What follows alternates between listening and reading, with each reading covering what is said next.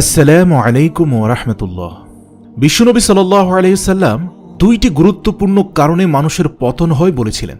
প্রিয় দর্শক, আজকের এই ভিডিও জুড়ে আমরা সেই দুইটি বিষয় নিয়ে আলোচনা করব, যে দুটো বিষয় কোনো মুসলমানের মধ্যে থাকলে তার পতন হবে। সুতরাং ভিডিওটি শেষ পর্যন্ত দেখুন। সবর, সহনশীলতা, পরিশ্রম, কষ্ট, বীরত্বপূর্ণ জীবন যাপন, এসবই তো মুমিনের জীবনের অন্যতম বৈশিষ্ট্য। সুখ, দুঃখ, আনন্দ, মুসিবত, সবসময় মুমিন এ জাতীয় জীবনযাপনে অভ্যস্ত হবে। কখনো পরিপূর্ণ সুখ থাকবে না, কখনো পরিপূর্ণ দুঃখও থাকবে না। এ দুটোর মাঝেই তো মুমিন জীবন অতিবাহিত করে। প্রকৃত মুমিন কখনোই আরামপ্রিয় হতে পারে না। এমনকি সে পরিশ্রম বিমুখ, কোমলতা প্রিয়, অলস, সুখ প্রত্যাশী, দুনিয়ার পূজারী কখনোই সে হতে পারে না। এ কারণে রাসূল সাল্লাল্লাহু আলাইহি সাল্লাম তার প্রিয় সাহাবী মুআজ বিন জাবাল রাদিয়াল্লাহু তাআলা আনহুকে যখন ইয়ামেনের গভর্নর করে পাঠাচ্ছেন, ওই সময় তিনি তাকে কিছু নসিহত করেছিলেন। বলেছিলেন, হে মুআজ, আরাম প্রিয়তা থেকে বিরত থাকবে, কেননা প্রকৃত মুমিনরা আরাম প্রিয় হতে পারে না। মিশকাত শরীফ। এছাড়াও হযরত আবু উমামা রাদিয়াল্লাহু তাআলা আনহু এর বর্ণনায় উল্লেখ করেন, সাদাসিধে সাধারণ জীবনযাপনকে বিশ্বনবী সাল্লাল্লাহু আলাইহি সাল্লাম ঈমানের নিদর্শন বলেছেন।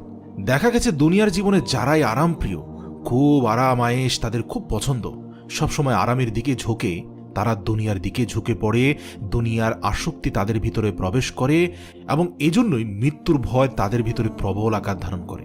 এই সকল লোকের ধ্বংস অনিবার্য বলেছেন প্রিয় নবী সাল্লাল্লাহু আলাইহি সাল্লাম।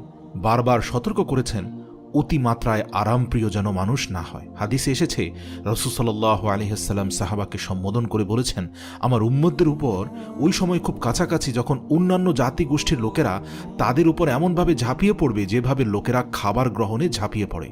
তখন এক সাহাবী জিজ্ঞেস করল, ইয়া রাসূলুল্লাহ, নিশ্চয়ই তখন আমরা অনেক দুর্বল এবং সংখ্যায় কম হব, যার কারণে অন্যান্যরা আমাদের উপর ঝাঁপিয়ে পড়বে? আল্লাহর রাসূল বললেন, না, তখন সংখ্যায় তোমরা সবার থেকে বেশি হবে, কিন্তু তোমরা বন্যায় ভাসমান খড়কুটার মতো হবে, দল উপদলে বিভক্ত হয়ে যাবে, এক একজনের এক এক মত পথ হয়ে যাবে, বিভক্তি তৈরি হবে, তোমাদের ভিতরে দুনিয়ার প্রেম তৈরি হবে, সুউচ্চ ভবন আর আরাম আয়েশে তোমরা মুসলমানরা বোধ হয়ে যাবে। তখন শত্রুদের অন্তরে তোমাদের প্রতি কোনো ভয় থাকবে না, তোমাদের প্রভাব চলে যাবে, আর তোমাদের অন্তরে হীনমন্যতা, কাপুরুষতা আক্রমণ করে বসবে। একজন সাহাবী জানতে চাইলেন, ইয়া রাসূলুল্লাহ, কেন এই হীনমন্যতা আসবে? আমাদের মতো বীরের জাতির অন্তরে কি হীনমন্যতা আসতে পারে?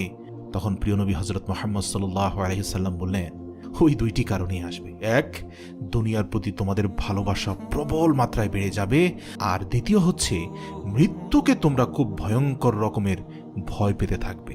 প্রিয় দর্শক, বাস্তবে বর্তমান মুসলমানদের মাঝে এই দুটি বিষয় লক্ষণীয় হারে বাড়ছে। পরকালের তুলনায় দুনিয়ার জীবনকে বেশি প্রাধান্য দিচ্ছে।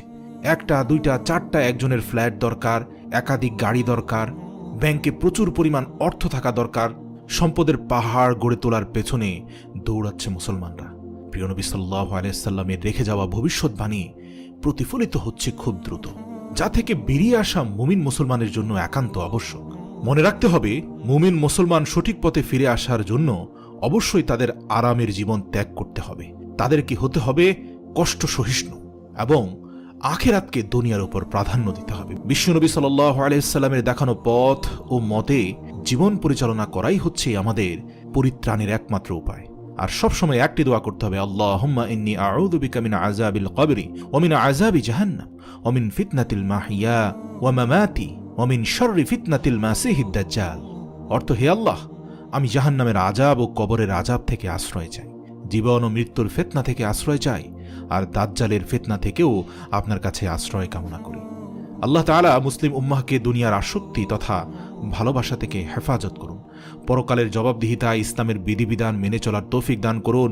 ইসলামী জীবনযাপনে মৃত্যুর ভয় থেকে পরকালের নাজাত লাভে বেশি বেশি মৃত্যুর স্মরণ করার তৌফিক দান করুন। আমিন।